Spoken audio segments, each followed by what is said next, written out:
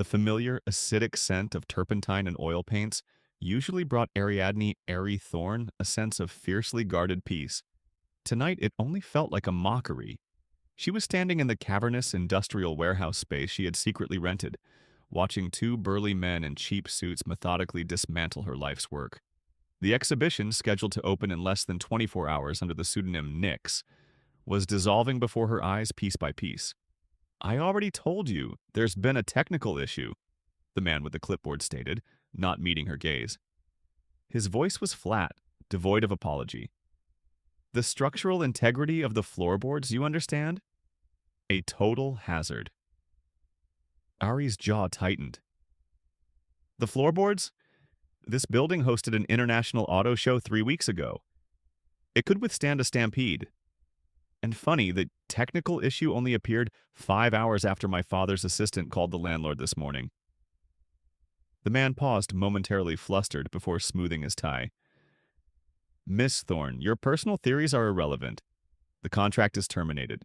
You will receive a refund." She took a slow, deliberate step forward, her expensive leather boots clicking sharply on the very floorboards that were supposedly crumbling. She knew this game. Her father, Silas Thorne, the ruthless titan of global tech, had perfected the art of subtle, suffocating control. He didn't forbid her from painting, he simply made it impossible for her to show it. He wanted his daughter to focus on her destined role in the family empire, not some frivolous pursuit of self-expression. He could buy companies, but he couldn't buy her spirit. Yet, watching the effort of 6 months being crated away, she felt a profound, exhausting defeat. "Tell my father," Ari said, her voice dangerously quiet, "that he may have won the battle for the exhibition, but he's nowhere near winning the war for my life." The man nodded quickly, relieved to escape. Ari turned her back on the wreckage, pulled out her phone, and saw the text message from her father's office. "Immediate attendance required. Family dinner. Strictly mandatory. Do not be late." Mandatory. Right. Another attempt to corral the black sheep. She sighed, traded her paint-splattered jeans for a sharp, tailored black dress, and mentally prepared her shield of ice and sarcasm. The Thorne penthouse dining room was a study in sterile, modern opulence. Glass, steel, and a view that swallowed half of Manhattan. Ari was late, intentionally. She made her entrance just as her father, Silas, a man whose presence could chill the blood in a room 10 degrees, was settling in. But Silas wasn't alone. Sitting across the long, polished mahogany table were two figures that instantly made Ari's stomach clench. Marcus Vanderbilt, her father's bitter business rival for 2 decades, and Marcus's son, Damon. Damon Vanderbilt. The name tasted like grit and old resentment. They had grown up side by side in the same exclusive, hyper-competitive circles, attending the same elite schools, always pitted against each other. In high school, Damon had leaked a truly awful poem Ari had written, nearly ruining her college application. Ari, in turn, had ensured a crucial piece of intellectual property his father was pursuing ended up in the hands of a competitor. They were not merely rivals, they were toxic, mutually assured destruction. He looked exactly as she remembered, only sharper, more potent. His dark, impeccably tailored suit spoke of authority, and his gaze, a glacial, intelligent blue, met hers with an air of contained exasperation that mirrored her own. "Ariadne, so good of you to finally join us," Silas said, his tone gratingly saccharine. "Damon and Marcus were just commenting on your promptness." "I was detained," Ari replied, pulling out her chair and refusing to look at Damon. "Something about structural integrity. A hazard, apparently." Damon's lips twitched slightly. He knew exactly what she was talking about. He always knew. Marcus Vanderbilt, a man built like a granite statue, cleared his throat, commanding attention. "We are not here to discuss scheduling, Ariadne. We are here to discuss a new era." Silas leaned back, a predatory smile stretching his face. "For 20 years, Marcus and I have been waging war. A costly, idiotic war, in retrospect. We've finally decided to stop bleeding resources. We are merging. Thorntech and Vanderbilt Global are forming a new entity, Apex Conglomerate. The announcement was massive. It was the kind of news that would dominate the financial world for months. Ari felt a sudden cold dread. Why was this being announced at a private dinner? And why were she and Damon here? Damon, finally speaking, his voice deep and measured, cut through the silence. The initial terms of the merger are set. However, he paused, his eyes flicking to Ari, the subtle contempt undisguised. There was a final, rather unusual condition. Silas picked up the narrative with the relish of a maestro. The merger must be permanent, indestructible, a union not just of capital, but of blood. Ari's mind supplied the answer an instant before her father delivered it, but the reality still hit her like a physical blow. Ariadne, Silas announced, his voice laced with triumph. You will marry Damon. The wedding will take place in 6 weeks. It is the core condition of the truce. The room spun. Ari stared, momentarily speechless, a sensation she rarely experienced. Damon, however, was on his feet instantly. Absolutely not, Damon stated, his voice ringing with finality. Father, this is preposterous. The merger is a strategic move. It doesn't require us to play a bizarre medieval game of dynastic marriage. Sit down, son, Marcus growled, his voice low and dangerous. It requires stability. No backstabbing, no sudden withdrawals. A marriage between the heirs locks the families in place. It ensures true peace. Ari finally found her voice, sharp and laced with disbelief. Peace? Do you two even know the first thing about peace? And you think forcing us together will achieve it? We haven't exchanged a civil word since prep school, when he publicly humiliated me over an essay. She threw my vintage Portofino bike into the fountain, Father, claiming it was a necessary act of artistic performance. Damon countered, his face a mask of controlled fury. It was a statement about consumerism, and you deserved it, Ari shot back. The two titans watched their children bicker with unsettling calm. Silas waved a dismissive hand. Childish squabbles. You will grow out of it. You have 1 week to agree and publicly announce your engagement. Fail, and I will personally ensure your artistic ambitions are not just canceled, but permanently erased from the public consciousness. Every bank account, every contact, every opportunity, gone.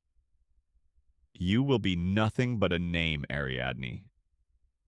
Marcus looked at Damon. If you refuse, Damon, I will sell your beloved investment fund, liquidate your entire team, and give the proceeds to the Thorn family as a penalty fee. You will start over with 0 support. The silence that followed was suffocating. They were cornered. They were pawns. Later that night, Ari found Damon waiting for her on the rooftop terrace overlooking the glow of the city. He was leaning against the railing, his silhouette sharp against the lights. They're insane, Ari whispered, stepping close but keeping a careful distance. They're brilliant, Damon corrected, turning. They knew the one thing that could force our hand was the threat to destroy the things we actually care about. Your freedom, my work. Ari rubbed her temples. So, what's the plan? We run? We stage our deaths? Damon offered a grim, humorless smile. We don't run. That's what they expect. We agree. Agree to marry? To you? Ari scoffed. I'd rather marry a tax audit. Listen to me, Ari, Damon said, his eyes drilling into hers. We go through with it. The wedding, the charade, the perfect, sickening public performance. We sign an ironclad private contract right now, a truce marriage. Terms? 1 year, he specified. Enough time for the merger to finalize and for them to drop their guard. We live in separate wings of the house. We maintain a flawless public image. We don't touch each other. And after 1 year, we file for divorce with a hefty, mutually agreed-upon settlement. We both walk away with our careers and lives intact. Ari studied him. He wasn't arrogant now. He was coldly pragmatic. And he was right. This was the only way to beat them at their own game. You really think you can go a whole year pretending to love the woman you've spent half your life trying to sabotage? She challenged, a flicker of something she couldn't name passing between them. I've spent my life playing roles for my father, Ari. This will be my finest performance, he countered, holding out his hand. Do we have a deal, partner? Ari hesitated for a long moment, feeling the undeniable electric tension of old rivalry mixed with new necessity. She was touching the hand of her nemesis, her future husband, and her temporary ally. She took his hand. We have a deal, Damon.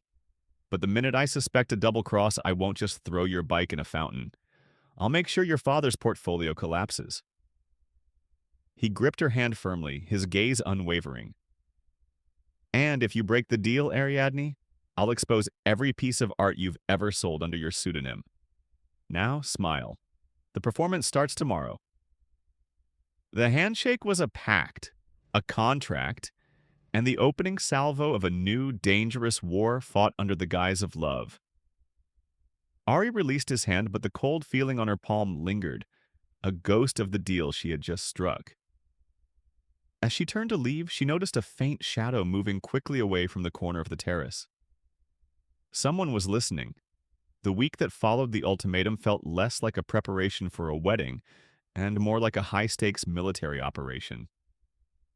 Ari and Damon, seasoned enemies now bound by a fragile mutual necessity, navigated the shark-infested waters of their family's expectations with surgical precision.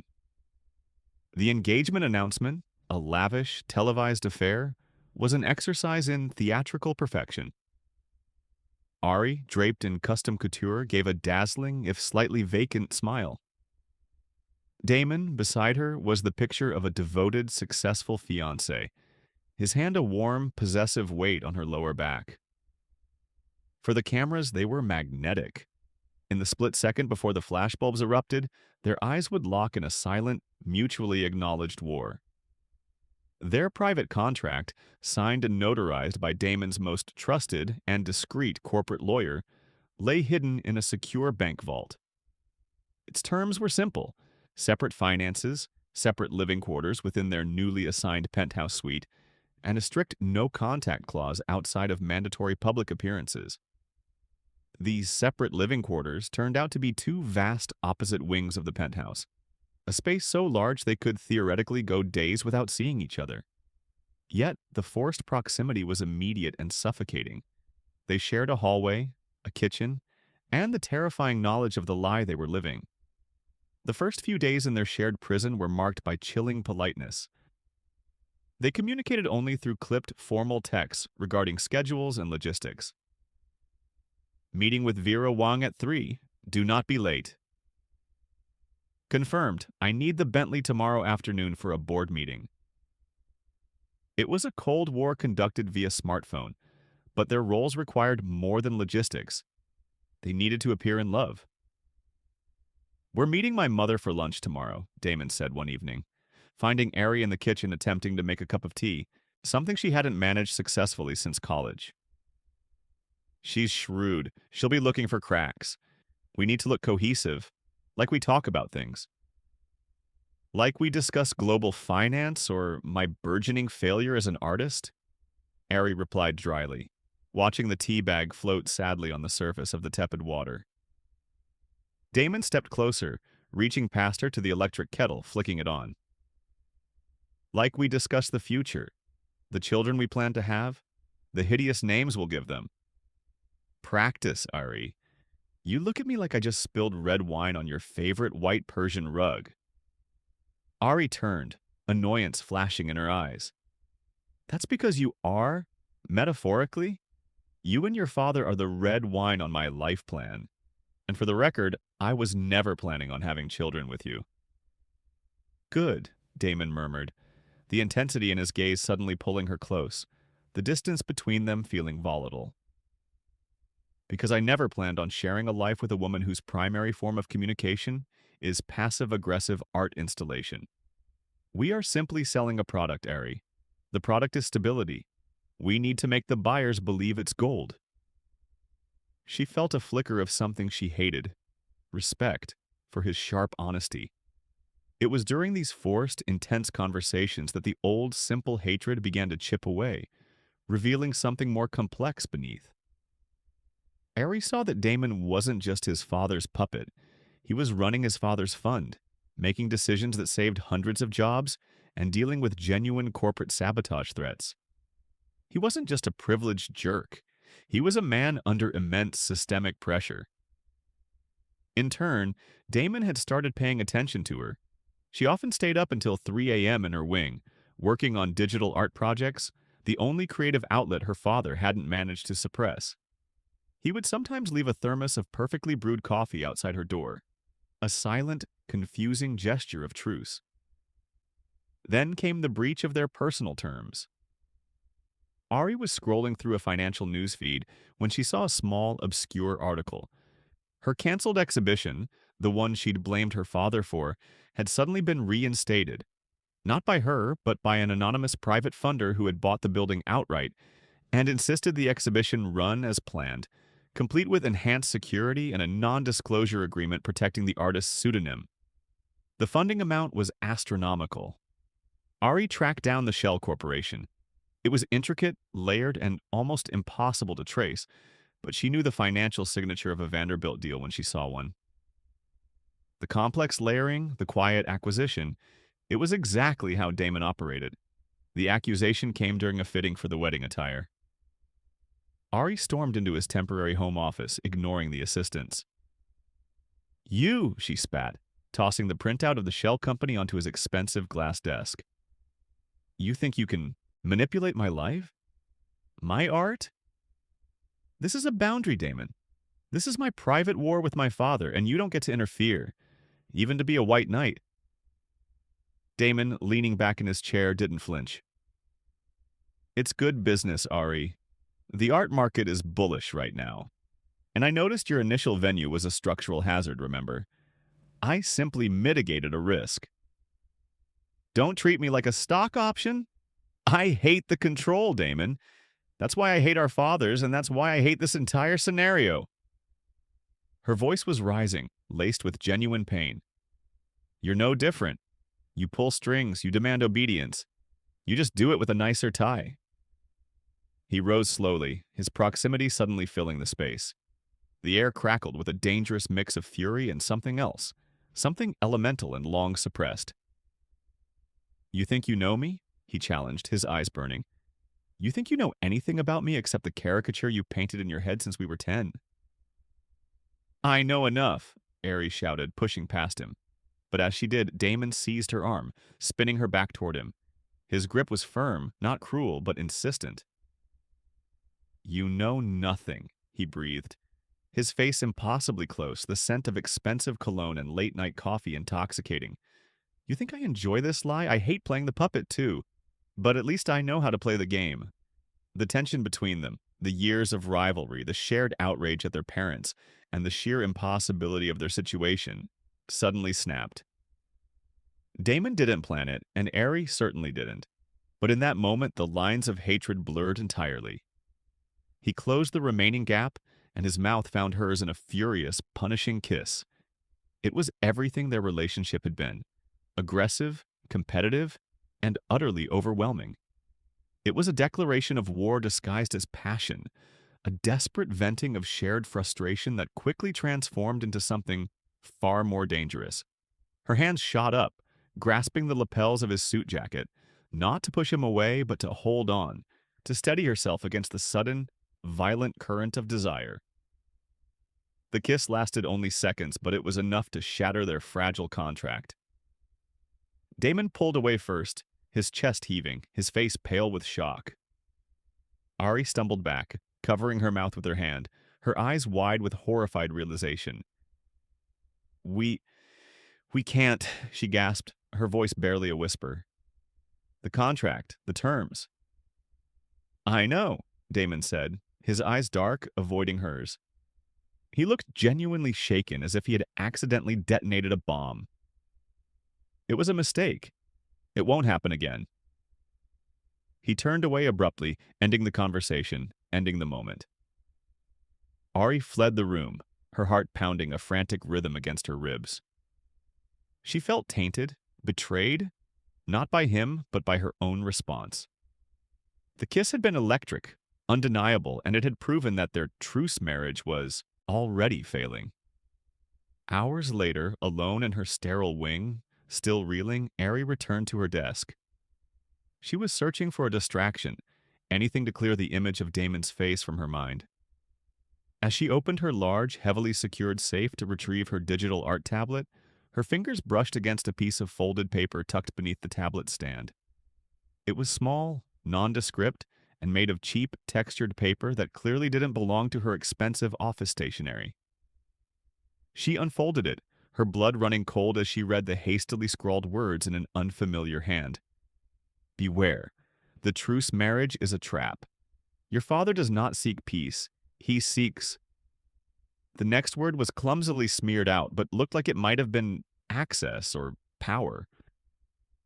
Ari's breath hitched. Someone was listening. Someone knew the truth. And their father's motive was far more sinister than simple financial stability. The game had just become deadly. The discovery of the note immediately shifted the dynamics between Ari and Damon from Cold War antagonism to uneasy, urgent alliance. The forced intimacy of their marriage was suddenly secondary to the shared, chilling realization that they were merely pawns in a much darker game. Ari didn't hesitate. She found Damon late that night in the library wing, studying financial reports by the glow of a single lamp. She laid the crumpled, ominous note on the antique mahogany desk. I found this in my safe, beneath my tablet. Damon stopped reading, his gaze fixing on the paper. He picked it up carefully, his long fingers tracing the smeared, illegible word at the end. His expression darkened, all traces of the passionate man from their earlier confrontation wiped clean, replaced by the calculating sharpness of a CEO under threat. A private note on cheap stock, placed in a secured location. Whoever put this here knows the layout and has access to our quarters, Damon observed, his voice low.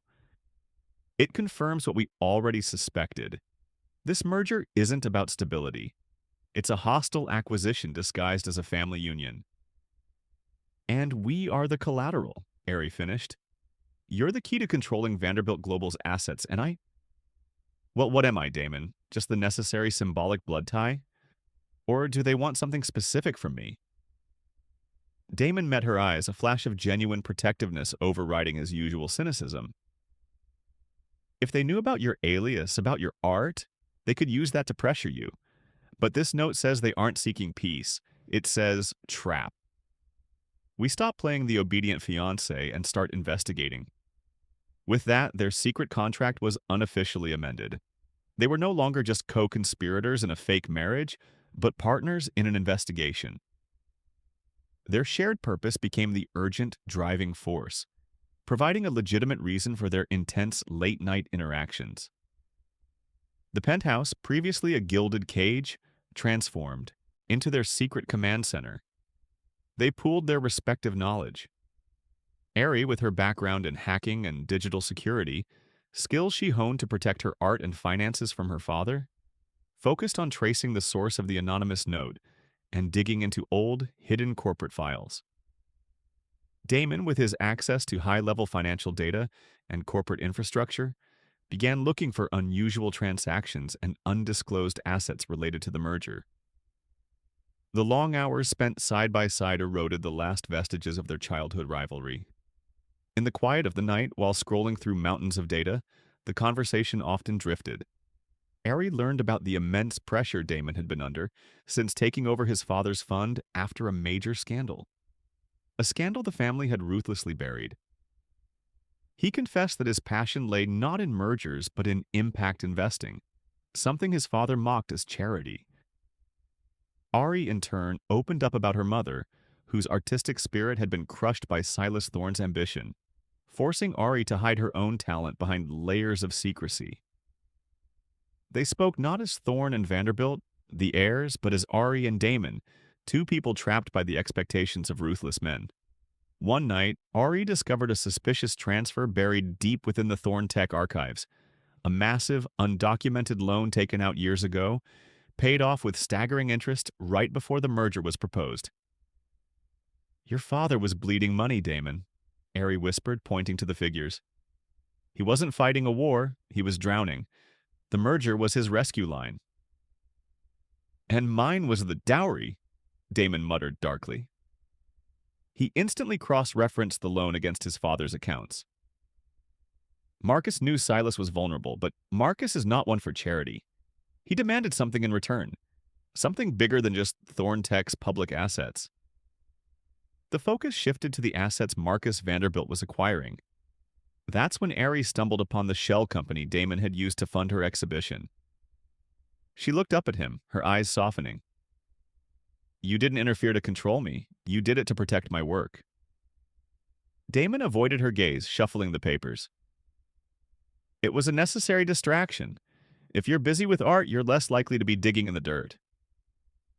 But you used your own funds, Damon, she pressed gently. You risked exposure from your own father to do something for me. He finally looked up and the intensity in his eyes was disarming. We may be enemies, Ari, but you are also an artist being throttled by a corporate monster. That's a conflict I understand intimately. Their new intimacy was fragile, built on shared secrets and mutual danger, far more intoxicating than the spontaneous kiss that had broken their truce. They spent a cold, rainy morning huddled over a single computer, Damon's arm brushing hers repeatedly as they zoomed in on satellite images of old city properties. Ari's hands froze on the keyboard. Wait, zoom in on that address, the old factory district, number 43B. Damon zoomed in. The image was an empty lot surrounded by dilapidated historical buildings that had stood for over a century. What is it? Ari's voice was tight with rising panic. That building next to the lot. It was my first clandestine studio space. It was the only place my mother ever let herself be truly free before everything. Damon opened the attached documents. They were construction permits dated just 1 week after the merger was publicly discussed. The documents showed a massive, complex blueprint for a new Apex conglomerate headquarters. It's a demolition order, Damon confirmed, his voice flat with disbelief. They're clearing 5 blocks, including this historic route, to build a multi-billion-dollar skyscraper. Ari felt the blood drain from her face. They are destroying a piece of the city, history, and my only connection to my mother, just to build a monument to their combined egos. This wasn't about the companies, Damon. It was about power and erasing the past. Suddenly, the reason for the marriage, the truce, came into horrifying focus. It wasn't just to lock in the assets. It was to ensure that the one person with a personal, emotional stake in that neighborhood, Ari, was completely neutralized and tied to the perpetrators. As Damon stared at the blueprints, his own father's name signed neatly on the permit, he felt a cold wave of betrayal. His father had hidden this from him, the supposed CEO of their future empire. In that moment of shared shock and anger, their eyes fell upon the final document on the screen, a detailed, encrypted financial ledger labeled Project Chimera. They found a hidden account, jointly owned by Silas Thorne and Marcus Vanderbilt, showing a balance that dwarfed their recent loan repayment. This wasn't just about a building. This was about a staggering, illicit sum of money. Before they could analyze the data, Damon's phone buzzed aggressively. His assistant's name flashed on the screen. Emergency board meeting. Now. Your presence is mandatory before the signing ceremony. Damon sighed, running a hand through his hair. I have to go. They're consolidating the final documents. This is it. The end of the road, one way or another. Ari watched him gather his papers, a whirlwind of doubt returning. He was his father's son. He was the CEO. Could she truly trust him not to choose power over her, over their fragile alliance? Go, Ari said, her voice hard. I'll keep digging into the account.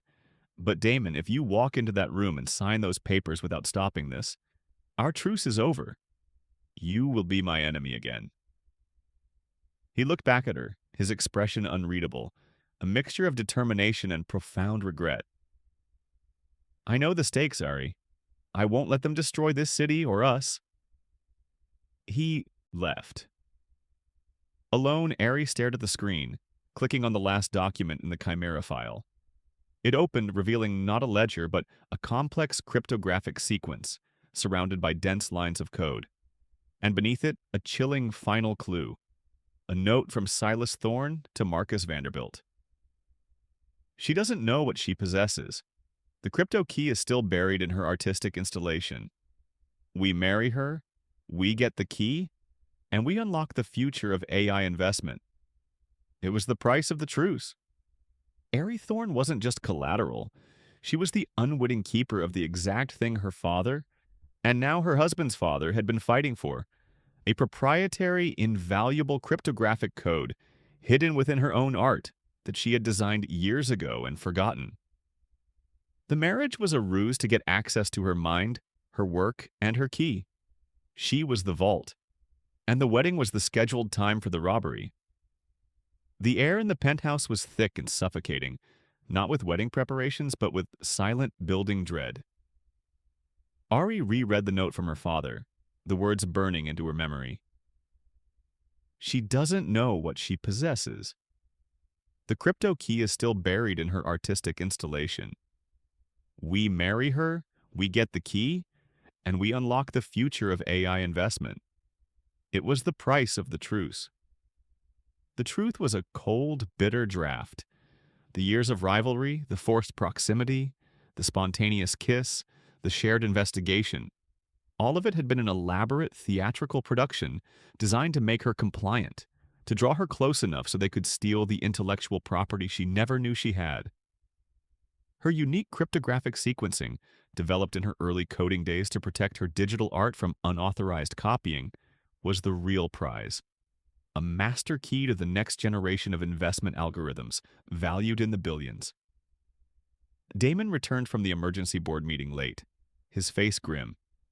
He found Ari in the library, not digging through documents, but standing utterly still in her rehearsal wedding dress, a pristine white ghost in the gloom. Ari, you won't believe what they just signed, Damon began, running a weary hand through his hair. They fast-tracked the final merger documents. They're signing the physical incorporation papers tonight during the reception. Ari slowly turned to face him, the white fabric of the dress a sharp contrast to the cold fury in her eyes. She didn't bother with preamble. I know what they want, Damon. I know why I'm the key. She slid the final document printout across the desk. Damon's sharp eyes devoured the text. His shoulders slumped as he read the confirmation of his own father's duplicity. AI investment. The key is in your art? I didn't know.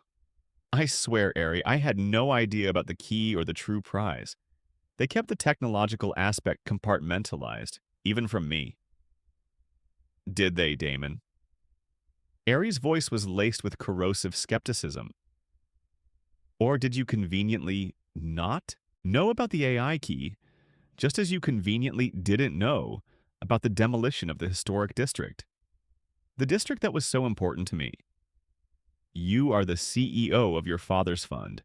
You are his heir. You benefit directly from this forced union. The betrayal of the kiss, the intimacy, the shared secrets hit her with renewed force. She felt stupid for allowing herself to believe, even for a moment, that the old enemy had become a partner, or worse, a lover. I may benefit, but I won't participate in it, Damon insisted, his voice hardening. I found a workaround in the merger agreement, a loophole. I can trigger a temporary freeze on the Project Chimera account, delaying their access to the funds, but I need time. We need to expose the demolition plan before the final incorporation papers are signed at the party. I'm tired of your loopholes and your corporate maneuvering, Ari hissed, pulling off a diamond earring and throwing it onto the desk. I am doing this my way. I will not be silenced, not even for a truce. The fragile bond they had forged over shared secrets snapped violently. They were back to being enemies, but now their war was fueled by broken trust and the profound gravity of their parents' scheme. Ari had a plan. Her clandestine art world persona, Nyx, was not just a painter, she was a cultural provocateur. She had already prepared an encrypted video manifesto months ago, designed to be released if her father ever tried to destroy her career entirely. Now she would use it to destroy his. Meanwhile, Damon was setting his own corporate trap. He used his access to the Apex conglomerate shared server to discreetly upload a virus designed to corrupt the physical incorporation documents moments before signing. The risk was monumental. If caught, he would face immediate prosecution and the complete ruin of his reputation. The day of the wedding dawned, an obscenely perfect affair designed to project power and unity. Ari looked stunning, almost ethereal in the Vera Wang gown, a perfect symbol of her submission. Damon looked every inch the conquering heir, the man marrying his rival's daughter to cement his empire. As Ari was being helped into her dress, her maid of honor handed her a small, plain wooden box, a gift from Damon, delivered just moments before the ceremony. Inside, nestled on velvet, was a single, simple silver key. It was the key to the main gallery in the recently reinstated exhibition space, the one he had secretly bought for her. The note tucked beside it read, "Go through with the ceremony. We need the reception to start. When they announce the toast, be ready. Trust me one last time. D." His plea for trust felt like a physical blow. Was this a gesture of genuine commitment, or a brilliant psychological ploy to ensure her cooperation? Ari didn't know, but the key was real, the gallery was real, and the historic buildings were still standing. The ceremony itself was a blur of flashing lights, solemn vows that felt like legal waivers, and the crushing weight of their mutual deceit. When the officiant declared them husband and wife, Ari and Damon shared a brief, intense look, a wordless argument about betrayal and necessity. The reception was held in the grand ballroom of a newly acquired Thorne property. The atmosphere was celebratory and loud. The moment arrived quickly. Silas Thorne tapped his glass for the toast. "To the happy couple, Ariadne and Damon. This union is more than love, it is a covenant," Silas boomed, standing beside Marcus Vanderbilt. "It secures the future of Apex Conglomerate and allows us, finally, to achieve access to the technological edge that has been withheld from us." As Silas spoke, Damon, standing beside Ari, subtly executed the last stage of his plan. He slipped away from the main table, excusing himself to the bathroom. In reality, he went to a secured satellite room, accessing the main servers where the incorporation documents were stored. Meanwhile, Ari knew this was her moment. She reached for the small, ornate microphone her father had placed beside her for the traditional bride's thank you. Instead of thanking the guests, she looked directly into the camera, projecting the ceremony onto screens across the room. "Thank you, Father, for this beautiful wedding," Ari began, her voice clear and carrying an unsettling calm. "And thank you for reminding us all about access, because access is key, isn't it?" Her father looked confused, then irritated. Before he could stop her, Ari spoke the trigger phrase into the microphone, the one that activated her encrypted viral video. "I promised you all an artistic statement tonight," she announced, "and here it is." On every screen in the ballroom, the wedding footage dissolved, replaced by a sophisticated professional video featuring Ariadne, under the pseudonym Nyx, detailing the complete demolition plan, showcasing the signed permits, and explaining the full scope of Project Chimera, the illegal land grab disguised as a corporate merger. The final image on the screen was a detailed satellite photo of the historic district, overlaid with the words, "For sale. Cultural heritage." Chaos erupted. Guests gasped. Journalists scrambled. Silas Thorne's face went white with incandescent rage as he lunged toward her. But just as he did, the ballroom lights flickered and died, plunging the room into darkness. Simultaneously, back in the server room, Damon's internal sabotage was complete. He had erased the core incorporation files, replacing them with a single, highly encrypted and unreadable document. Damon sprinted back toward the ballroom, navigating the panicked crowd. He reached Ari just as the emergency lights came on, casting eerie, reddish shadows across the room. Silas was being restrained by security, screaming Ariadne's name. The deal is off, Silas roared. The merger is void. You ruined everything. Damon grabbed Ari's hand. We need to go, now, before security grabs us. What about the key? Did you get the key? Ari asked urgently, referring to the access to the Chimera account. I froze the funds and corrupted the files, but I didn't get the key to the AI encryption. They still need you to unlock the technology. They fought their way through the throng toward a hidden side exit. As they reached the door, Marcus Vanderbilt's voice, cold and steel-edged, cut through the noise. Stop them! The key is irrelevant now. The merger is off, but the assets are still tied to him. Ariadne is protecting a physical piece of evidence. Damon froze. He looked back at his father. What evidence, father? Marcus sneered, pointing at Damon. We didn't just want her key, you fool. We wanted you to marry her so you would co-sign the transfer of the Apex title. We need the physical copy of the title she signed with your name on it to secure the real money. She signed it. The evidence is the final document she signed an hour ago. Damon looked down at Ari's hand, still firmly clasped in his. He was not just the unwilling groom. He was the ultimate weapon his father intended to use against his rival's daughter. And now he had just learned that Ari, in her haste to secure the breakup, had unwittingly handed over the one physical document their fathers needed. Damon had protected Ari's art, but he had failed to protect her from the final, critical step in their plan. Marcus Vanderbilt's chilling accusation hung in the air, paralyzing Damon and Ari just steps from the exit. The physical title document, the last critical piece of the corporate puzzle, was in Ari's possession, signed by her, inadvertently legitimizing the transfer of ownership to the new, corrupt entity, Apex Conglomerate. The title transfer document, Damon whispered, his mind racing. Where is it, Ari? Did you put it with your personal effects? It was with the marriage license, Ari answered, her voice trembling slightly. It was supposed to be returned to the planner, but I tucked the whole packet into my bouquet. I still have it. She clutched the wilting, expensive floral arrangement in her left hand. They just want the paper, Damon. It proves the transfer of authority, even if the merger is void, Marcus shouted, recovering his composure and directing his private security team. Stop them, but don't damage the title. Damon didn't hesitate. He pulled Ari towards the service entrance. They need the physical document to confirm the asset transfer. We have to destroy it, now. They burst out into the back alley, the heavy rain from earlier now a cold drizzle. Damon yanked Ari into the anonymity of a waiting black sedan, slamming the door. Go, drive anywhere, he commanded the driver, who thankfully was one of his most loyal personal security staff. We can't just burn it, Damon. That proves nothing, Ari insisted, holding the bouquet protectively. If we destroy it, they'll simply claim we're fugitives trying to avoid the legal fallout.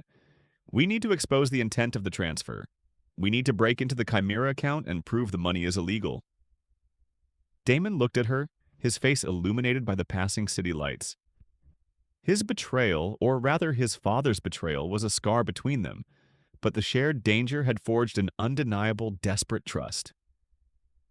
The account is encrypted with a unique sequence. The same unique sequence you discovered in the final file. The one you created. Then we have to use it, Ari declared, pulling out her secure digital tablet from her small purse. They wanted the crypto key buried in my art.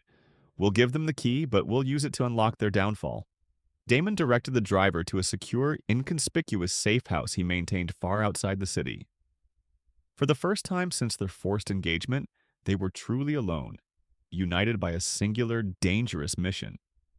They spread out their tools on a cold metal table, the digital tablet, Damon's encrypted corporate access device, and the wedding bouquet containing the critical signed title transfer.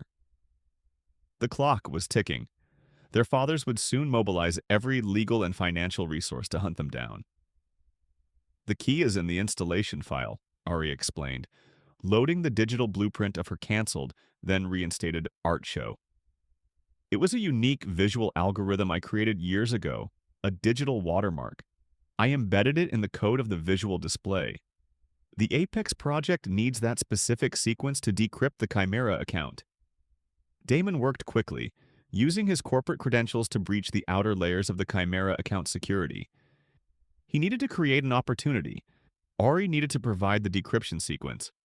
"I'm in, but it's requesting the final cryptographic string," Damon murmured, watching the screen intently. Ari's hands flew across her tablet, extracting the complex sequence from her art code. She worked with feverish concentration, her mind fully focused on the intricate logic puzzle, shutting out the chaos of the wedding, the betrayal, and the lingering taste of their kiss. They were a symphony of intellect, two minds perfectly complementary, designed not for rivalry but for collaboration. "Got it," Ari whispered, passing the long string of code to Damon. "It's your move, partner." Damon entered the code. The system paused for a terrifying moment, then flashed "Access granted." The Project Chimera account was exposed. The ledger showed evidence not of AI investment, but of massive systemic money laundering and corporate fraud that went far beyond the two families. It implicated dozens of shell companies and several international politicians. The real prize Marcus and Silas had sought was a massive, untraceable slush fund. They didn't want to merge the companies, they wanted to merge the crimes. Damon realized, his voice filled with disgust. "We don't just expose it, we liquidate it," Ari stated, determination radiating from her. "Send the entire balance, every cent, to 5 global, vetted, charitable foundations. Use my encrypted key as the proof of transfer. Then, leak the entire ledger to the international press." Damon didn't hesitate. Together, they initiated the largest, most spectacular transfer in corporate history. As the funds moved and the system prepared for the external leak, Ari placed the final critical document, the signed title transfer, onto a high-speed corporate scanner. "Final piece," she said, her voice strained. "We send the signed title along with the leaked ledger to the SEC. It's proof that their final act was securing illegal assets, not a legitimate merger." As the final transfer completed, and the data was blasted across the financial globe, the lights in the safe house suddenly died. They had been found. Sirens wailed in the distance. Damon grabbed Ari's hand and pulled her toward the back door. "We succeeded. Now we run." 1 year later. The fallout was catastrophic. Silas Thorne and Marcus Vanderbilt were consumed by investigations, lawsuits, and public humiliation. Their empires, built on decades of ruthless ambition, crumbled under the weight of the Project Chimera scandal. The forced merger became the evidence of their downfall. Ariadne and Damon did not file for divorce. They co-founded a new company, Nix Investments, focusing on transparent, ethical, and sustainable financial ventures. Their shared safe house was converted into Ari's permanent studio and gallery space, a place where art and ethics coexisted. The historic district was saved, designated as a protected cultural zone funded by the liquidated Chimera assets. Ari was in her gallery preparing for her next show when Damon entered, holding 2 cups of the perfect late-night coffee. "The board meeting went well," Damon said, smiling. A real, genuine smile that reached his eyes. "We secured the funding for the new conservation project. All legal, all clean." Ari took the coffee, their fingers brushing. The touch no longer felt like a violation of a contract, but a confirmation of a bond tested by fire. "Our fathers are preparing for their depositions," Ari observed, leaning against his chest. "I hear they still blame each other, and us, for everything." "They're still fighting the war they started 20 years ago," Damon murmured, wrapping his arms around her. "But we found the real truce, didn't we? It wasn't about merging their assets, it was about destroying them." Ari turned in his arms, looking up at him. "I was afraid that night, after the kiss. Afraid that the passion was just another expression of the rivalry, that you were just playing a better game." Damon gently tucked a stray strand of hair behind her ear. "The hatred was always a distraction, Ari, a convenient mask for the intensity that was always there. We were always too much alike, too smart, too rebellious. They forced us into a lie, but we turned it into our truth. He kissed her, and this time, there was no aggression, no fear, only the deep, satisfying sense of coming home. So, how does the final chapter of the truce marriage read? Ari whispered. Damon pulled her closer, his lips brushing her ear. It reads like a partnership, a true union, and a promise that we will never be puppets again.